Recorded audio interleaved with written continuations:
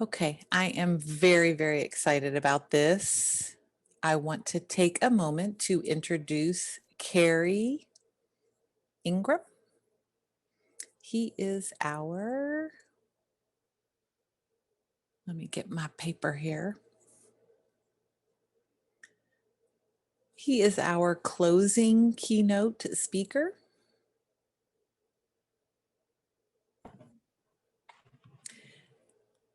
Kerry specializes in trauma-focused cognitive behavioral therapy with children and adolescents, deaf mental health, and divorce and divorcing family issues, as well as providing supervision to other licensed counselors.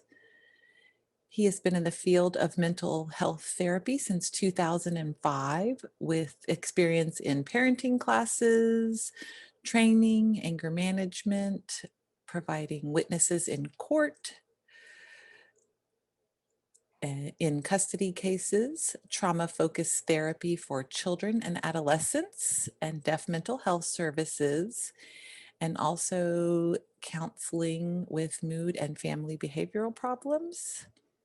He's an LPC, licensed professional counselor in Arkansas, and we are thrilled to have you and honored that you came to provide us our closing, hopefully inspirational speech.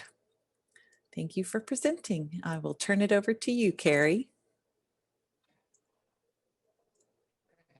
And if we can get the spotlight on Kerry's interpreter. They both say Kerry Ingram. Okay, so just tell me when our interpreters are spotlighted and I'm ready to go. We good? I think everyone is ready. Okay, all right, just making sure we had it all spotlighted. So yes, my name is Kerry Ingram. When I was contacted a year and a half ago, maybe a little more than that, this was supposed to be live roughly, well, last year around this time. And I really thought they had the wrong number. They were, asking me if I wanted to, if I was willing to do a keynote speech. And I was like, this is Kerry Ingram. I think you called the wrong number. There's Dr. Neil Glickman. There's, Dr. Melissa Anderson. I mean, I listed all these other people that, I just have always admired. And she's like, no, you're the right person. And I was like, okay, we'll see.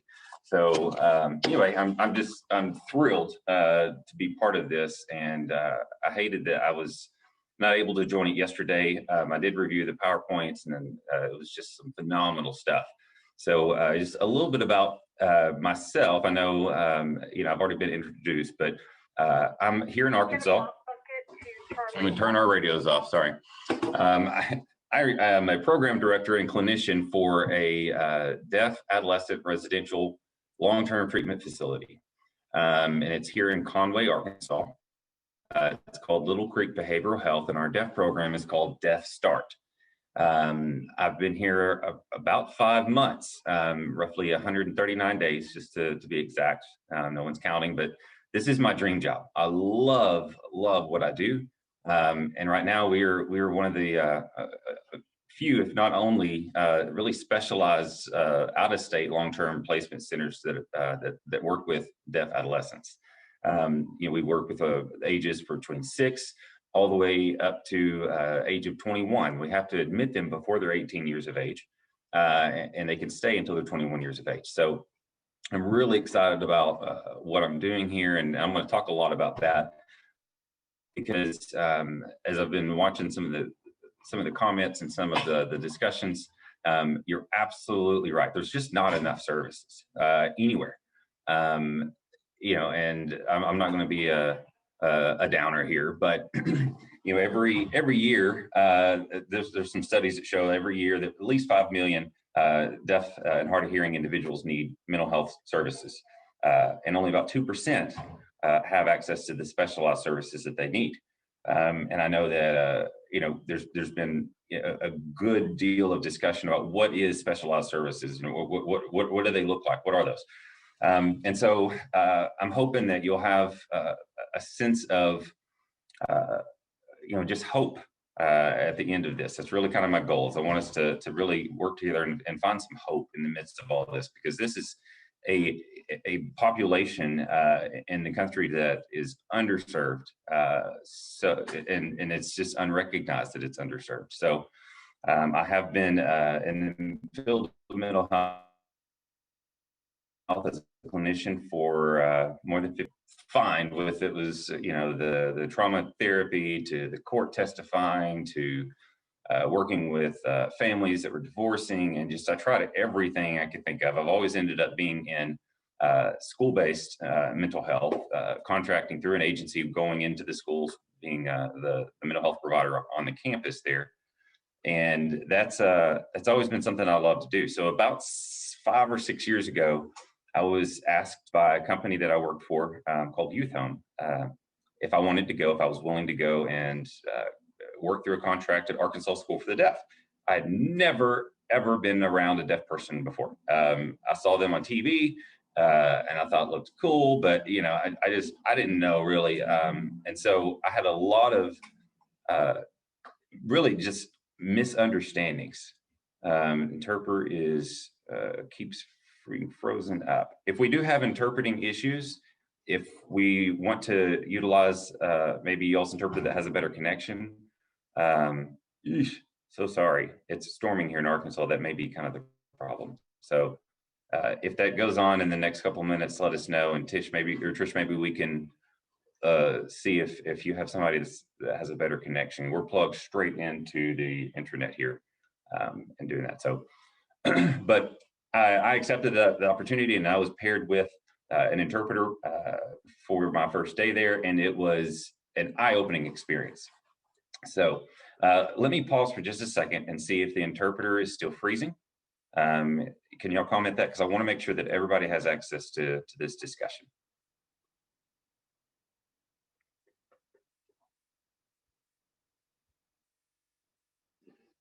So if y'all can comment, put in the chat box, you see her, is she freezing often? It's pretty choppy, yeah. Okay.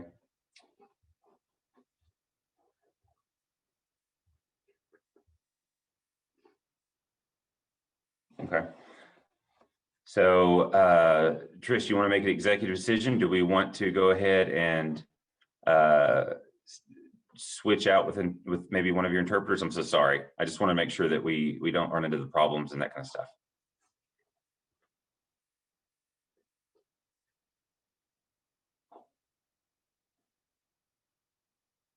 I'm fine. Yes, I'm fine with using y'all's interpreter. It's more important that we have clear, interpreting for everybody, and so that's very important. So I'm very, very sorry. So we'll have Tammy go ahead and start. All right. Sorry, it didn't work out. Thank you. No, it's okay. It's okay. I was really, really wanting to be, super cool and awesome, with my own interpreter team. But if it doesn't work out, doesn't work out. The most important thing is that we have clear communication and effective communication at all times. So, all right, let's go ahead and keep going. So I'm going to tell a story, okay? And I'm going to start off with a couple of stories because I've only been working with the deaf community for 5 or 6 years now, which is when I learned my first sign, other than giving people the bird. So these are some funny stories. If I can encourage anybody that's new to this or somebody that's timid about this, hopefully these stories will encourage you. Okay. So when I was at the deaf school, one of the first days that I was there, we had I'd been given an interpreter, and the poor lady, I feel sorry for her. She was paired with me, this person that had no clue what I was doing. I really thought I was awesome because I had all these different credentials and this and that. So I'm walking up my very first therapy session. I started using the same approaches that I'd used with every other school-based hearing kid ever. That I always thought were, great. It's like these, rapport builders and that type of thing. So I started into this analogy, and it was from William Glasser, because that was simple. When I had to pick my theoretical orientation for my degree, I picked the shortest, most easy one to memorize out of all of them. So I picked reality therapy is WDEP, 4 different points. And that's all you got. It's more than that. But so I go in and I'm like, okay, so we're talking about, changing ourselves and, controlling ourselves and how we can get better and improve ourselves. And so I used the analogy that William Glasser calls total behavior. And the analogy goes like this. You have a car, and a car has 4 wheels, right? 2 on the front, 2 in the back. And you know that, the front 2 wheels decide which direction. They control the direction of the car, and they also control the direction that the back wheels will go. And so I'm giving this analogy saying, you're like a car. You have your thoughts and your actions, your thoughts, your actions, and your feelings, and then physiology or body talk.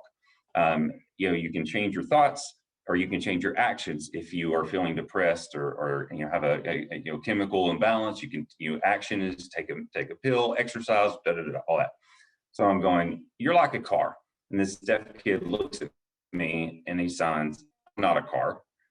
And I go, no, you're not a car. You're like a car. And I start doing that, the thing that hearing people do, like I talk louder, or I started like kind of really enunciating my words, going, you're like a car. And this kid goes, I'm not a car.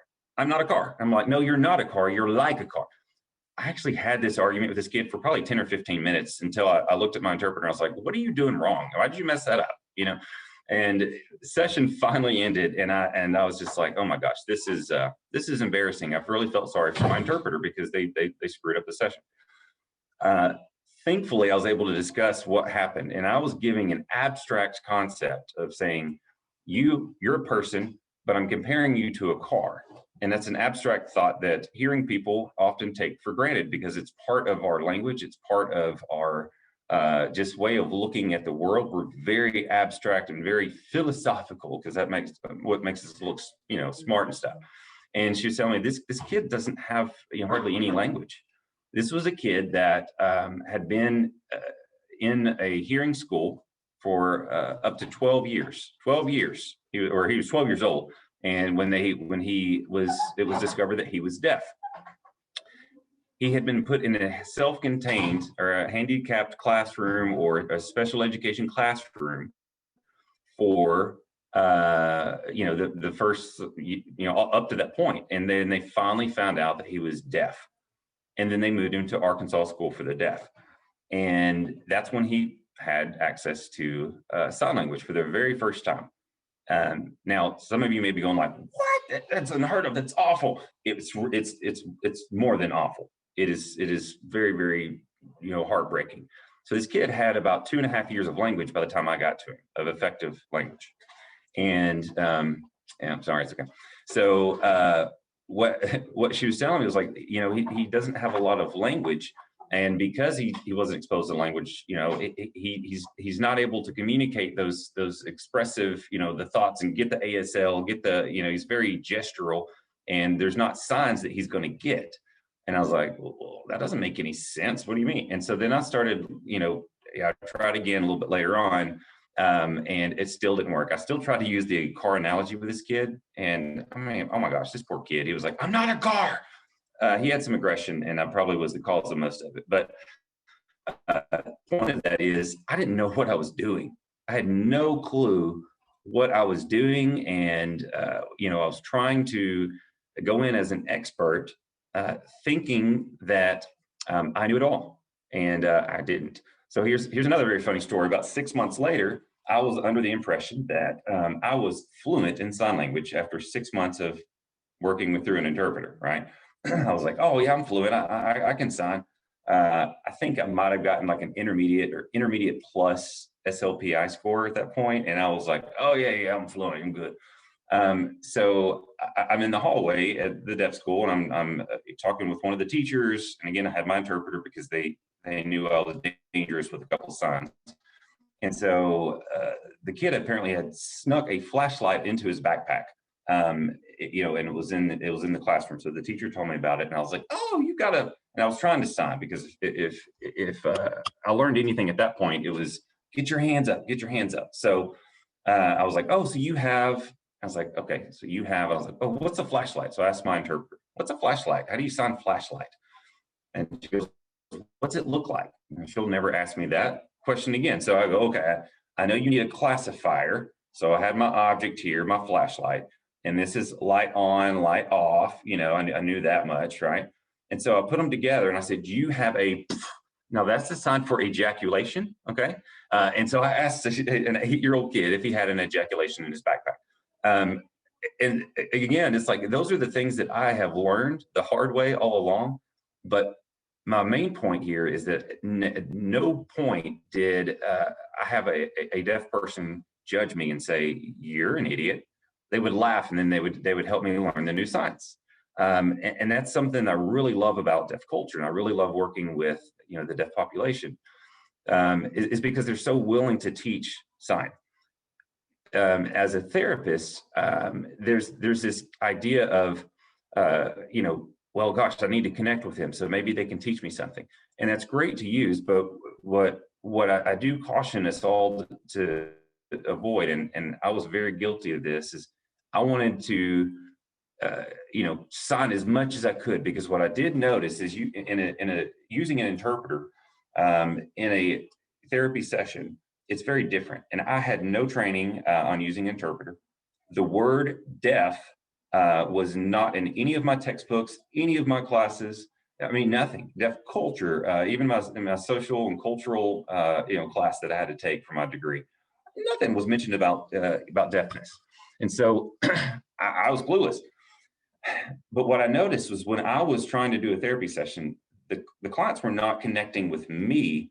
They hardly would ever actually look at me. They were connecting with my interpreter, who would sit next to me.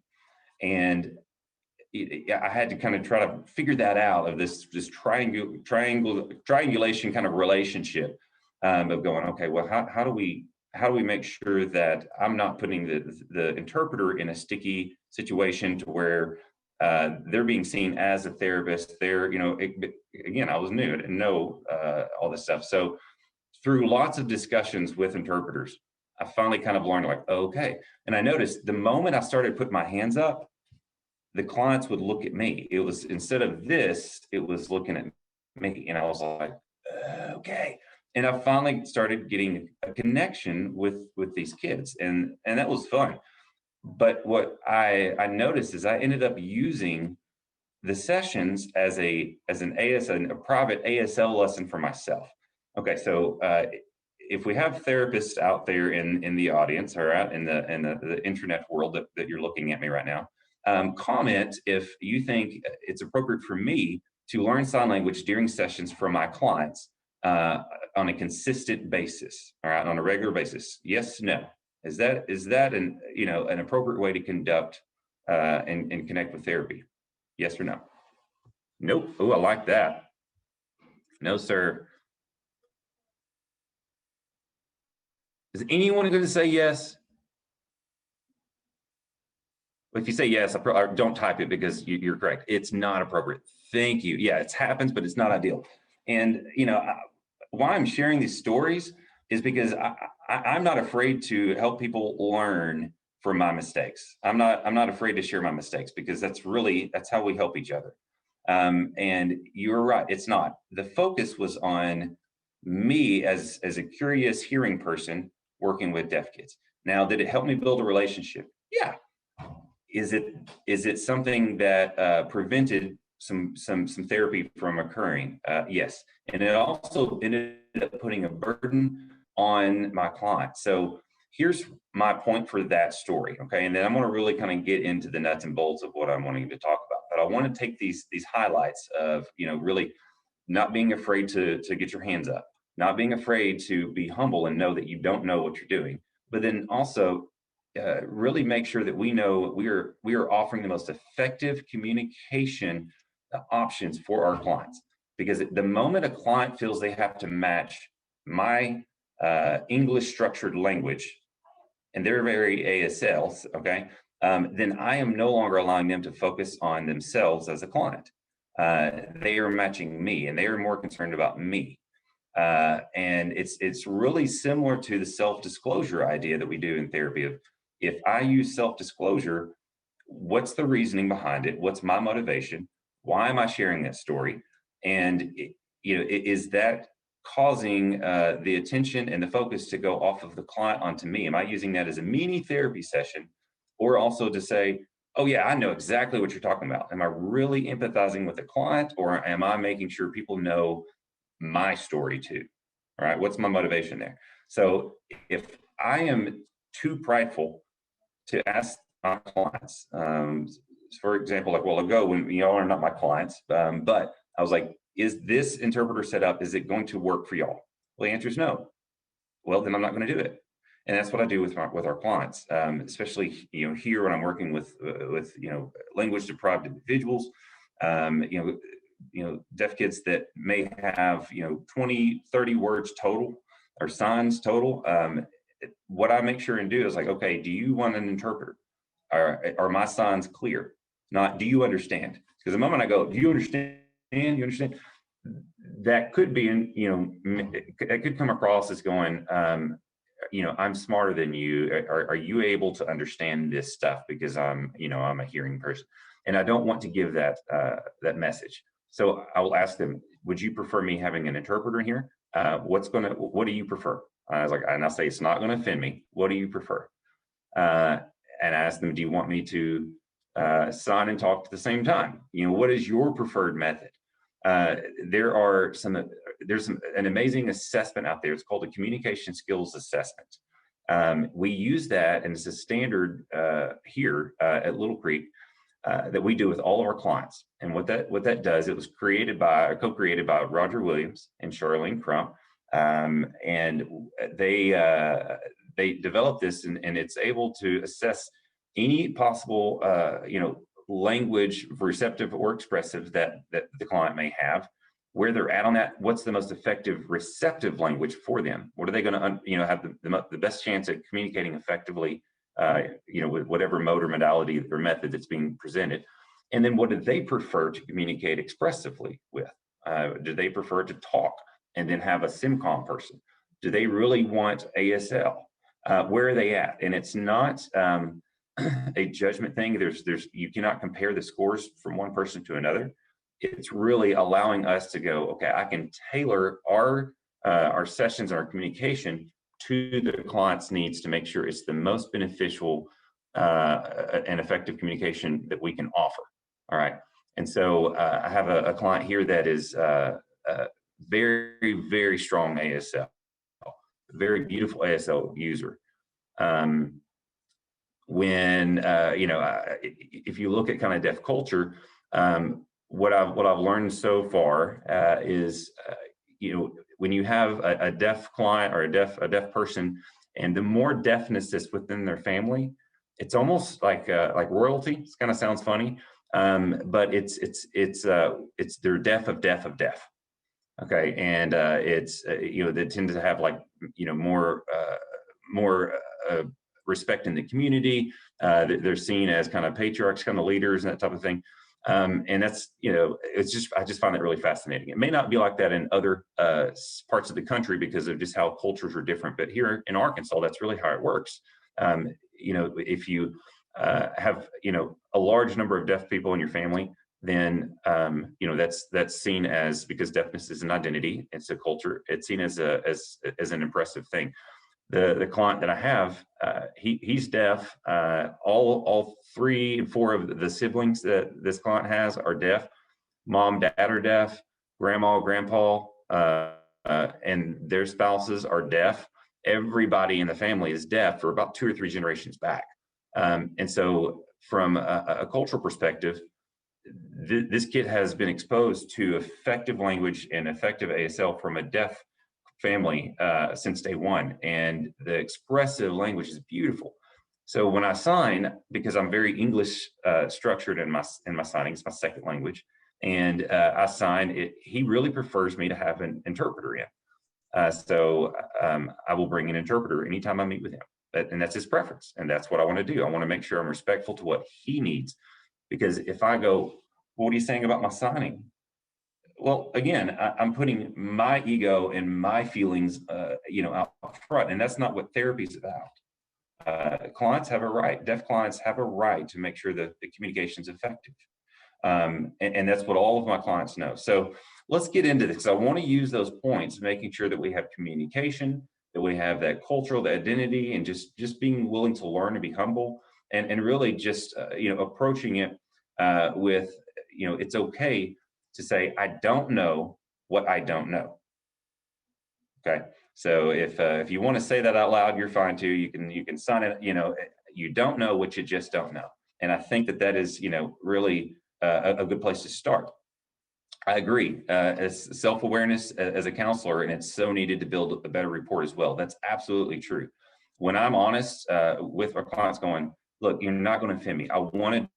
I'm here to meet your needs in the best way I can. What can I do? And it's a very person-centered, and it's actually a very evidence-based, because you're asking for that kind of feedback and stuff. So let's look into this, okay? So it's as many times as I have presented on deaf mental health, it never goes the same direction, because there's always some people that may have a different thought or may just a different need, but it's also every day I'm still in that learning phase. I've mentioned that it's different from traditional counseling. So what we've done here in Arkansas is really kind of cool, and I'm gonna kind of talk about that in a second. Another really thing that we need to know, especially as a hearing person, I need to know how to work well and effectively with an interpreter. We'll talk about that too. Okay, you've already had some what specialized approaches are.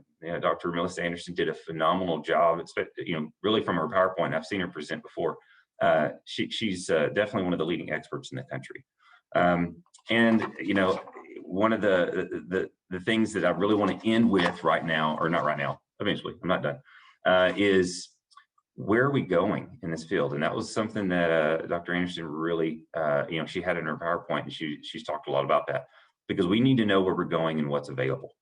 A lot of y'all probably right now did not know that my program here in Arkansas existed, that there is a long-term deaf adolescent residential program for children and adolescents that out-of-state kids can come to.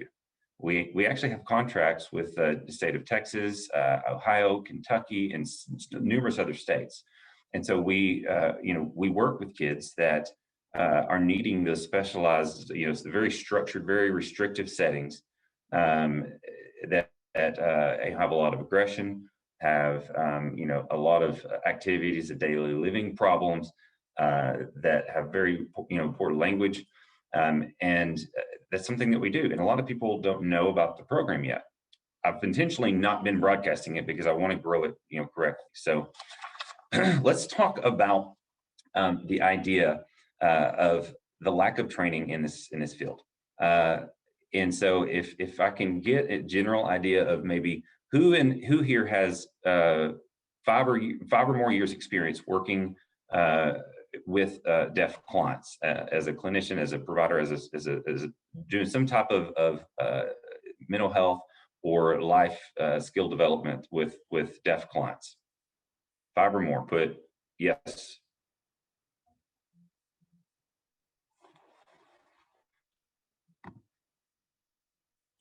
I would love y'all's feedback. Anybody? 20 years. Oh my gosh, that's amazing. 20 years teaching. Well, 8 years in VR. Yes, that's exactly what I'm looking at. So we got 2 people that have some experience. That's really good. 10 years. Okay, good. Anybody have over 20 years? 11 years. Gosh. Anybody have over 20 years? Oh my gosh, wow. Man, that's a lot. Yeah. So this is really intimidating for me because y'all have a lot of experience. Okay. 32 years. Oh my goodness. Wow. All right. So I'm glad I'm seeing a lot of people in the deaf education field. Okay. Arkansas School for the Deaf, for the most part, has had to function, and I'm sure a lot of other deaf schools do this too. They have to, function almost as a residential kind of treatment facility in a way, because they have, clients that when they come to them, or students when they come to them, 36 years. Oh my gosh, that's amazing. So they have students that often come to them with zero language. They're alingual. In Little Rock, I'm kind of it, unfortunately. I'm sorry, but I'm kind of it. There's only a couple of therapists in the state, licensed therapists, that are able to sign. SLP's I score of advanced or higher. Okay, so I've got an advanced plus. It's kind of a rare breed. And most people don't know this. In Arkansas, back in the 70s, 80s, and early 90s, Arkansas was the go-to place for mental health services and rehabilitation services for the deaf community. Arkansas was it. We had people such as Dr. Douglas Watson, Dr. Glenn Anderson. These two pioneers in the field, they started all this. And so it's amazing. But then what happened is, because there was no legislation or no laws, and if my interpreter that's going 90 to nothing, because I talk really fast and I'm very all over the place, please let me know if I need to slow down or take a break, okay? But because they did not have any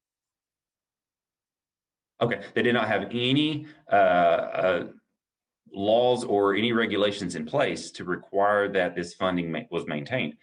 For lack of better words, these services were dismantled, and it's just very sad, because for more than 20 years, Arkansas has not really had anything accessible to them. We have a VR department, but the funding is just not always there. There's not a lot of support.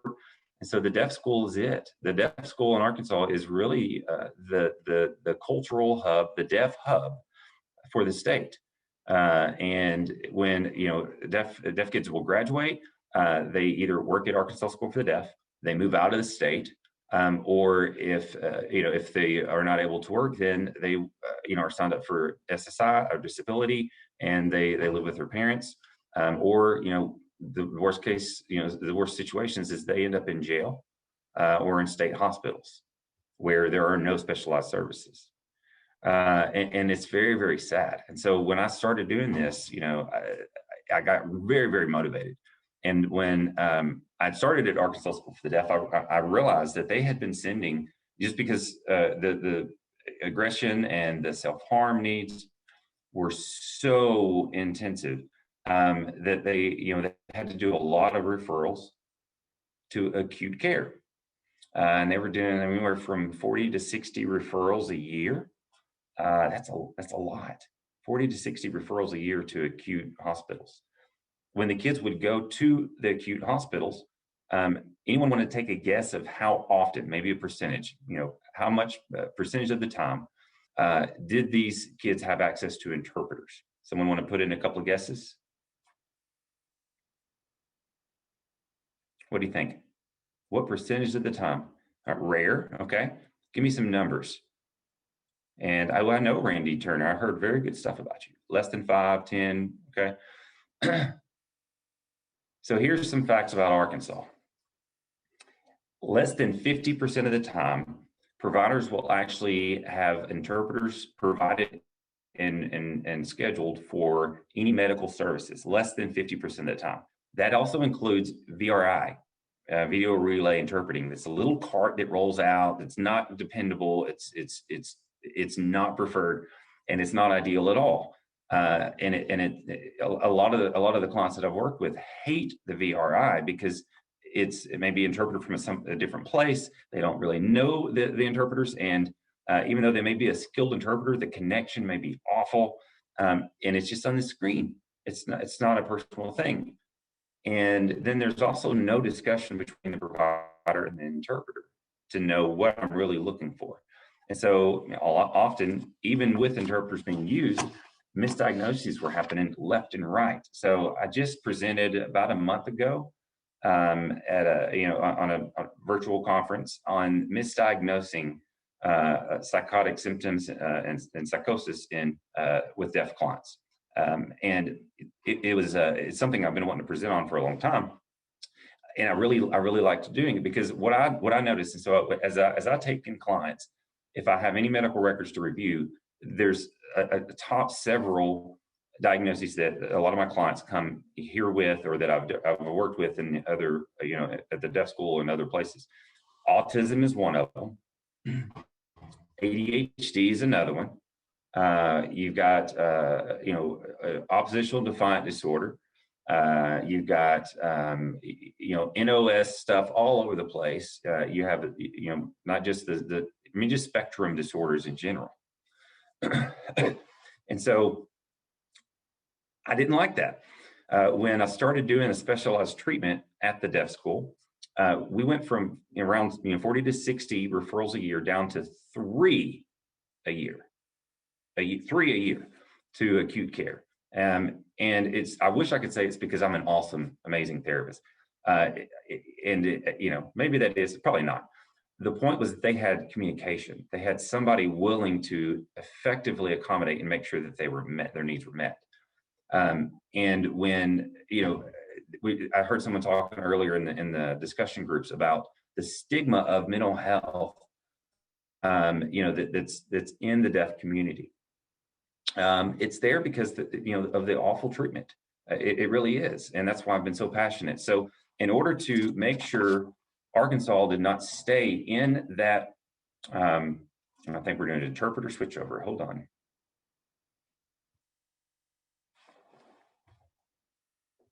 Give me the thumbs up. Are we good? All right, awesome. Okay. I love Shannon, come off of interpreter. mute. Do what? The interpreter's on mute. The interpreter's on mute. Oh, never mind. I'm sorry. Never mind. She doesn't have to be. I'm just joking. I was just joking, making sure everybody was still awake. That's fine. She's signing for me. Okay. All right. Thank you. All right. So everybody's still awake. Hope you've not fallen asleep yet. Here's another funny story. Let me pause real quick. Bring you a sidestep. Have you ever been really hungry before? Because I was, and I said, oh my gosh, I'm starving. Here's a sign for hungry. If you emphasize it, does anybody know what it means? Well, it can be seen as horny. So another sign, I walk around the deaf school. I'm so hungry. I'm so hungry. Yeah. There we go. Another fun story. I'll tell one more and then we'll keep going. When about 2 weeks into trying to sign, I was asking one of my teenage girls that I was working with, a client, and I was trying to sign. So what does your mom do?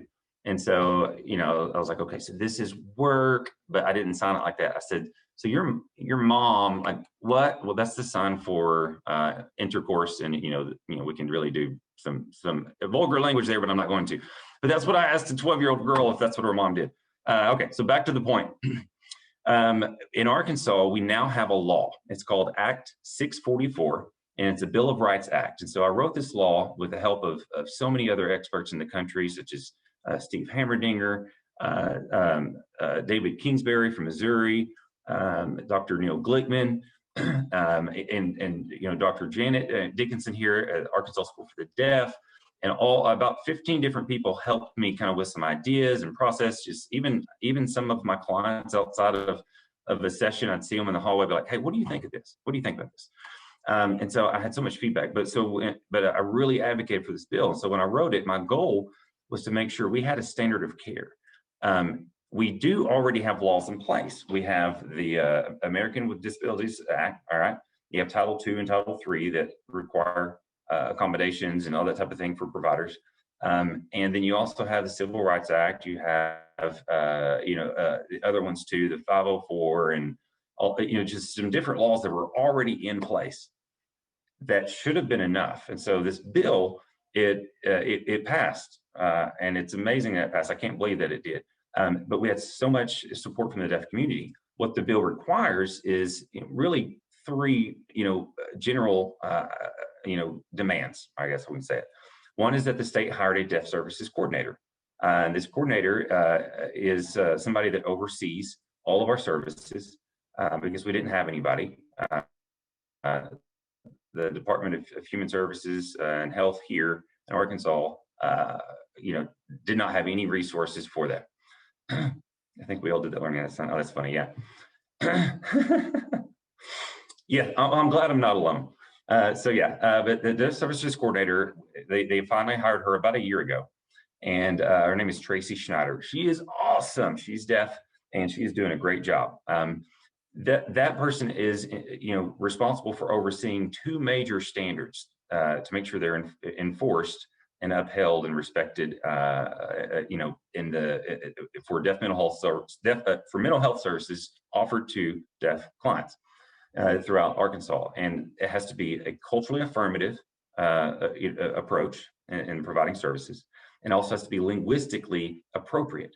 Talked earlier about matching the communication, with the client, not them matching me, but me matching theirs, so that they don't have to worry about communicating clearly. They just can communicate. And so that's what it is. And so the program that I'm running now is an actual blueprint of that bill with a lot of other bells and whistles. And so in Arkansas, we're the only state that has that legislation that's been able to pass with or without the threat of a lawsuit. There are about 13, soon to be maybe 15 or 16 other states that have statutes, regulations, policy, and not states that only have services, but those regulations that are on the books. And those were all from a lawsuit or the threat of a lawsuit. And if you remember back, and this all ties in together now. If you remember back when I was talking about Arkansas used to be one of the leaders in the field, it was not able to be maintained because there was not any teeth to maintain those services. The state of Arkansas could do whatever they wanted to, and they did, and they took away funding. So now they can't. So here in Arkansas, we have a bill that requires the highest level and the highest standard of mental health services that's given to the deaf community. And that's not what I'm here to talk about. But if Arkansas was able to pass that, and we're really kind of dead last in everything, in terms of providing mental health services to adolescents compared to other states in the country. When I was doing my research for all that, we were ranked 51st in the country. I think 51st out of 50 states. I don't know how that works. Maybe there's another, District of Columbia or something. I don't know. But we were dead last, plus one more down, compared to all the other states. And so for Arkansas to be able to do that, it was really exciting. And this bill is, you can find it online. I'll be more happy to share it with you. It's a good blueprint, and it was built off of the National Association of the Deaf, their recommendations for services and legal bills, and drafting and all that kind of stuff. So what I'm hoping to do with that bill is be able to connect and coordinate with each other. So a lot of people said there's not enough services in their state, such as Texas. Other states, believe it or not, are in the same boat. Not everybody is able to really have that continuum of care because of funding, because of maybe the wrong motivation. A lot of providers go into this going, "Oh man, this is a big population. We can get grants for this, and we can really make some money." And if you approach it like that, it's not going. You're not going to be successful. You cannot approach. Because who of us became a mental health provider because we wanted to be millionaires? Maybe we were told that could happen, but that's not going to happen as a therapist, right? Deaf mental health services tend to be more expensive, and that's not a negative thing. So to make sure they're done right, to accommodate from one culture to another, they require additional accommodations such as interpreters.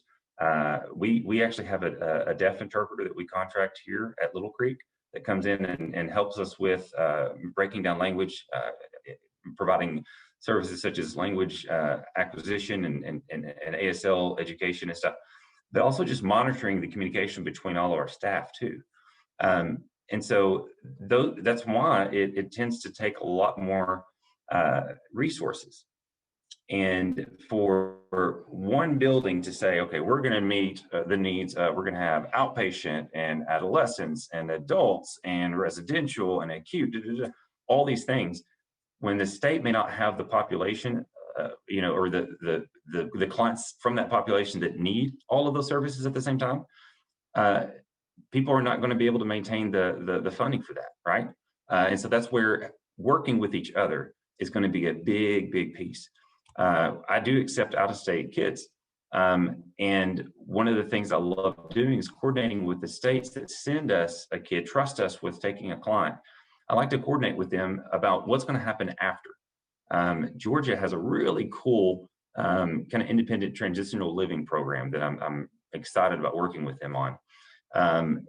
Texas, y'all are putting together this symposium. It's been going, being set up for over a year now. And things that are happening at the Texas School for the Deaf are really neat. And so we all have some superpowers, I guess, that if we try to do this alone, we're going to be very, very lonely, and we're going to be very overwhelmed.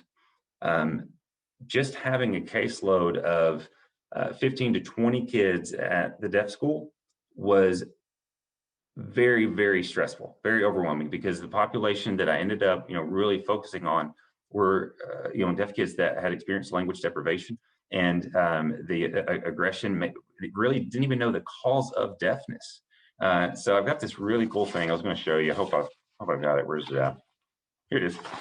So this is something I created. You're not meant to really be able to understand and read this. Here's a flow chart. Isn't it pretty? And it's not upside down. Okay. So here's a flow chart, and it really starts with your client is deaf. Okay. And again, this is not meant for you to read, because it's just an example, but this is something I put together a couple of years ago for that misdiagnosis presentation, is that when you are working with a deaf client, you have to have a very specialized skill set and knowledge.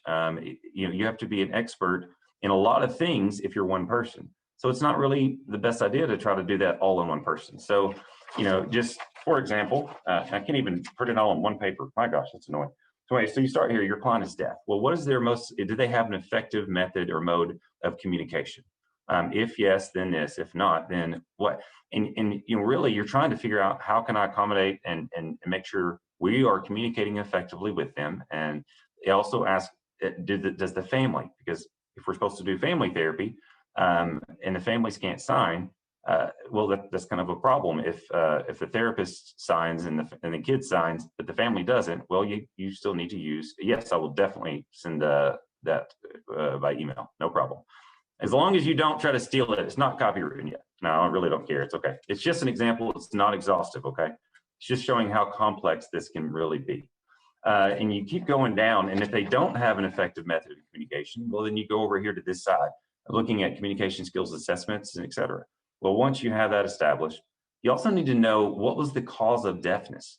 When did the loss of functional hearing happen? Were they born deaf? Did it happen at 2 years old? Because all these things can impact it too. You have Usher syndrome, you have rubella, you have CMV, you have drugs and alcohol exposure in utero. All these things affect brain development and cognitive functioning that I also need to know. And how does that impact communication? Well, then how does that impact my approach to providing interventions and therapy services, right? All that really needs to be known and occur, in my opinion, within the first 5 to 10 minutes of a meeting with a client. That's a lot, okay? Because even just doing an intake, if I'm not able, even through an interpreter, to communicate effectively, or let's say this, if I don't know how to work with an interpreter, I can misdiagnose the client. I can ask a question, a standard question is, I want y'all to give me what you think I'm asking for. Have you ever cut yourself? Please put in the chat box, what is that question asking? Have you ever cut yourself? Someone be bold and tell me, what am I looking for from a clinician? As a clinician, what am I asking? Have you ever cut yourself? Self-harm, man, y'all are on it. Y'all are awesome. That's right. If I ask it, or if I sign it, say, even if I'm doing beautiful, if I'm just doing English, Have you you hurt yourself, before? Yes, no. Have you bled before? What am I going to? What answer am I most likely going to get if I ask it? Have you ever, cut yourself before? You ever hurt yourself? That's right. Good job, Randy. Yeah, Debbie. Yeah, a deaf person will probably say yes, depending on where they are linguistically. Exactly. I've cut myself, chopping food, a paper cut. I accidentally cut myself when I was, on a fishing hook. Exactly. So what did I accidentally do? I accidentally misdiagnosed a client if I'm just, because I didn't clarify what I'm looking for, right? And so am I, in a state hospital, if someone's coming in going like, okay, well, do you hear, have you ever, heard voices, that of people that, aren't talking, or do you hear voices? Can deaf people hear a voice? Yes or no? Okay, yeah, absolutely. And what we need to look at is even break it down. It doesn't mean they're hallucinating. Right, I'm hard of hearing. But if I didn't know that, I'm going, oh my gosh, they're schizophrenic. Maybe they're borderline. Maybe they have some psychosis. But that's exactly right. So I may have some, functional hearing or some residual hearing going on, even if there's cochlear implants. They may hear sounds, ringing, tinnitus, not that stuff. That's right. They can have auditory hallucinations too, but I can't automatically assume it if they go, yeah. Let's go back to that client that I mentioned earlier, that he's not a car. Okay, he's not a car. Maybe like a car, but he's not a car. So one of the issues that his family would complain about a lot would say, he knows when I'm talking to him. He can understand me. He hears me. And what I found out after kind of working with audiologists, seeing kind of where he's at, he did have some residual hearing. It was fluctuating hearing loss. At times, some days he could actually hear more sounds, even more clearly than other days. And other days, his fluctuating hearing loss would go down where he couldn't hear as much. So some days he might respond to a sound, and some days he may not. And he was always labeled and diagnosed with oppositional defiant disorder. That's after he was diagnosed with having a cognitive impairment of mental retardation or something like that from other people. So, and you're right. Okay, so thank you so much, Trish. So those are things that we have to know, right? Or else we're going to misdiagnose. But when I'm working with an interpreter, if I don't have that knowledge, and if I don't reach out and really ask for guidance and help, and ask for help with each other or with other people that are truly specialists, and maybe people that they don't even have to be experts in necessarily, the most highly trained. My staff here, my program has 2 units for deaf adolescents. And most of my staff are deaf. I'm trying to make sure that we're providing a cultural, deaf cultural leadership here. The direct care supervisor that works for me, she is a deaf person. She actually moved up from Texas. Thank you, Texas, for sending her. They are really the people I depend on the most, because I get feedback. I say, okay, as a hearing person, whatever, am I communicating this clearly? Am I, and they will stop me and say, no, but where's your interpreter? I have to be open and willing to accept that, okay? And that is a hard pill to swallow for a lot of people. If you have experience in this, or say you've read a book here and there, a little bit of knowledge is dangerous. So Dr. Neil Glickman, when I've worked with him, he's really, I consider him a good friend. He may deny knowing me. So if you, like, hey, Dr., hey, Neil, which makes me call him Neil. And me be like, hey, Neil, and this is his sign name right here, right here above, like a mustache. So if you're like, hey, Neil, Kerry was talking about you the other day. He may play that game and be like, I don't know who you're talking about. He's my BFF. But anyway, he really helped me understand the concept of humility, of approaching this field as there's always more to know. Research in this field is, I've heard different, statistics. It's anywhere from 20 to 40 years behind. The research for deaf mental health, 20 to 40 years behind traditional counseling with hearing the hearing population, 20 years behind in research. So there's a lot to do, right? So I hope that kind of makes sense. So how do I tie all of this together? What does this mean? It's not possible for me to tell you how to be a specialized provider in an hour. It's just not. But what we can do is we can reach out to each other. We can help each other. And the only way we're going to move forward is supporting each other, being available for each other, having, people, such as Dr. Glickman and David Kingsbury and other, Roger Williams, other people that do this and have done this. They understand how draining this job can be, right? The burnout in the field of mental health, working with the deaf community, the burnout for therapists is so high because we get so overwhelmed. The moment someone hears, oh, there's a signing therapist, then, what happens? All the referrals from everybody come in. And, then as a therapist, you want to help people. And I have a problem saying no when someone asks me for help. And so, it's so easy to get overwhelmed. And it's so easy to feel like, oh my gosh, all the burden's on me. If I say no, this person, I know what they're going to have to experience. And I don't want them to experience that. But we have to also be realistic. And that's where one of the really neat things coming from that bill is Tracy Schneider, our deaf services coordinator, has put together a deaf mental health kind of advisory panel and it includes people that are not necessarily in Arkansas, but some of them are outside the state. There's a deaf therapist from New Mexico that's on, in the group too. So we just we can, connect and coordinate with each other, share resources, and anything that we're working on, anything that we need help with, and we can share connections because we need that. Another really good organization to be part of, and it's an association, it's ADERA. It's a national association for providers that work in this field with rehabilitation and mental health and vocational needs with the deaf and hard of hearing community. It's great to see everybody together because without that support, without that willingness to reach out and say, I don't know what I'm doing here.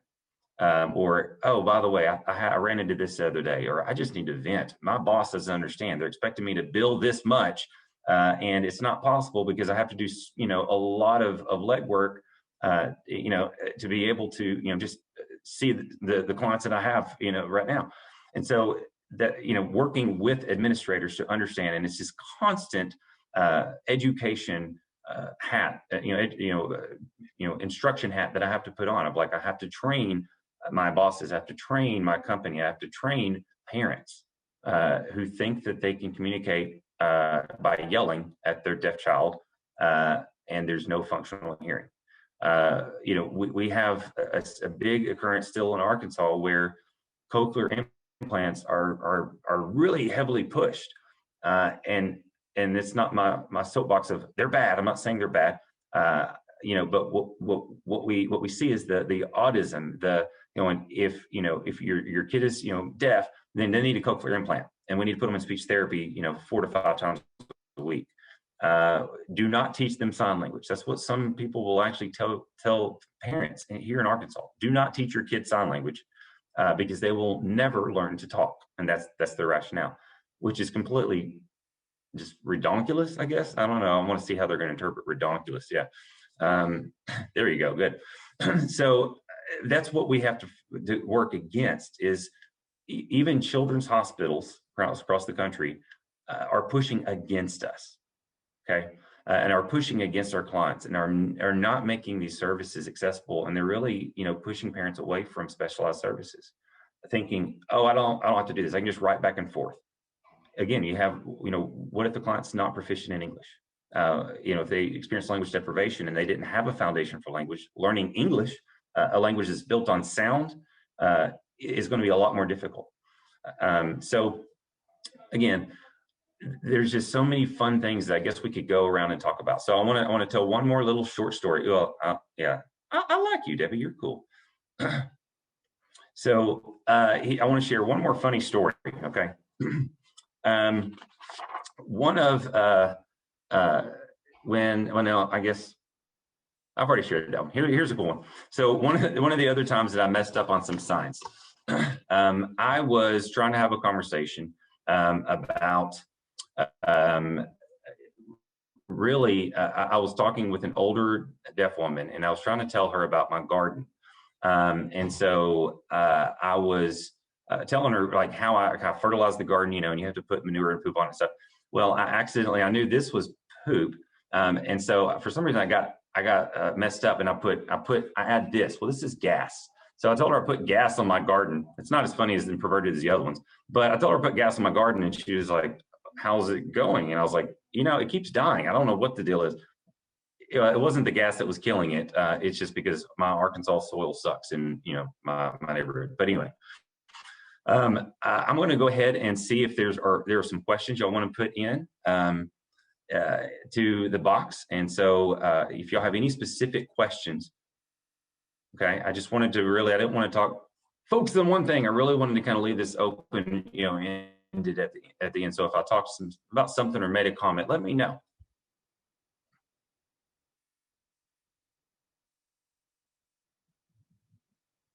We'll wait for everybody to get their thoughts together. If you can spotlight me as well. Oh, Tracy Snyder, she's awesome. Yes. So there is one question. Trish, do you want me to read the questions, or do you want to, I can do it if that's helpful for you. It doesn't matter. I can see. Just let me know. Okay, sure. Go ahead then. Okay. So one of them is, let me go back. Is the presentation I did on misdiagnosis available? Yes, it is. And so if you want to, I can email all this stuff to Trish that you're asking about. Let me make a note. And if she wanted to share that, that'd be fine. Sounds good. So yeah, I would love to share that. Yeah, and I'll distribute it to everybody. You can also put some of that information into Canvas. It'll be there in a folder for the information. So you can also look at Canvas in that folder. I can upload it myself, Trish? Well, if you send it to me, then I'll send it via email. And at the same time, the person who's uploading things into Canvas for me will be doing that. Awesome. Okay, cool. I'll send it straight to you. Okay with you? Yes, ma'am. Okay. Any other questions? Someone said, not a question, but kudos for having an excellent mix of knowledge and information and humor. Thank you. Well, somebody tell my wife that I'm funny. She tells me I'm not funny. I'm very, very funny. Oh, good question, Randy. Yeah, okay, there you go. Why do you think the bills were passed easily? I really don't know. I did not expect it to pass. I wanted it to pass without a lawsuit, but because I don't give up and I don't quit, and I'm very driven and determined, I actually had attorneys that were colleagues and friends of mine. They already had drafted up a lawsuit, on the behalf of other clients, and so if it was going to fail, I was ready to go ahead and take it to the next level. I think it passed so easily because one of the things I was able to do, and we had a big voice from the deaf community. They shared their own experience of mental health services and how traumatic it was. And the points that we made were showing, okay, here's what other states have tried, and this is what's not worked. And again, showing how much money we could save by actually offering effective services rather than continuing to do what we're doing. And so, I really kind of spoke, and I didn't have any lobbyists involved, no, but I did speak, in a language that the politicians needed to hear. You could be the first state to ever have this. This is going to save you money. This is going to set us up to be leaders in the country. And that's what they needed to hear. But, it sounds manipulative, but I wanted it to pass. And it just was really the right time. It was the right time for everything. Do I teach at a university regularly? comment from I not only misdiagnoses, but also misjudging of parents and deaf parents. oh, okay, yeah, So speaking from experience. yes, yes. Yeah, that's a good point, because a lot of times when I've worked with parents and they get their kids to the deaf school, or they come to me, they feel guilty. They're like, I wish I would have known. And I'm like, you didn't know. You trusted a doctor, you trusted, providers, you trusted family members, and you just didn't know. But look at what you're doing now. And so that they are seen often as going, oh, you're awful. Now, yes, there are some parents out there that refuse to learn sign language, but there are really good parents out there as well. And there are some parents that really want to once they know, oh gosh, I don't want this, I don't want to not ever have a conversation with my child. They step up and they do everything they can, which is really helpful, because something we do here in Arkansas is we have a group of parents in those situations that get together and support each other and really encourage each other, because they need each other. And that's a really good point.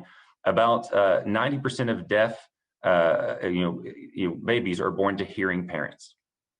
Of those deaf babies born to hearing parents, really 5 to 10% of those families can communicate effectively with their deaf baby that are hearing.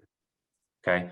Now, you may see some different, maybe a couple of numbers here and there, but that's what we're seeing overall as a trend, especially here in Arkansas. It's really probably a lot less availability for that effectiveness for communication. So I do not teach at a university. I would love that, but I don't teach at one. But I'm willing to help any way I can. I love teaching. Okay, so then one of the other ones said, oh, it's a direct message, so I'll respond to that. So yeah, we do internships and we do observations and that type of thing here at our facility. So I'll be more than happy. I do have an intern right now. She's a deaf staff member of mine, female, that she will be licensed as an LAC in August. I'm very excited about her. She will be one of the first African-American deaf women in Arkansas to have her licensure as a therapist. Super exciting. That's great. We need more people of color. Yes, yes. And deaf therapists. Okay, so Melissa Bell asked, does your facility accept youth from Texas? Yes, we do. And would it be through private pay only? No, the state of Texas has a contract with us. If you want more information on that, I can share my email address. I can type it in just a second. And that way you can kind of see who you have to contact with that. Usually it's the Department of Human Services and Disability Rights that do the contract with us. So yeah. Okay. Whoop.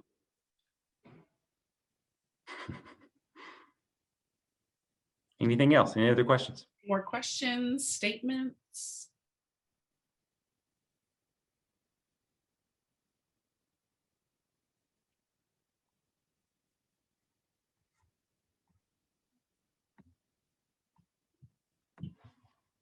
Going once, going twice.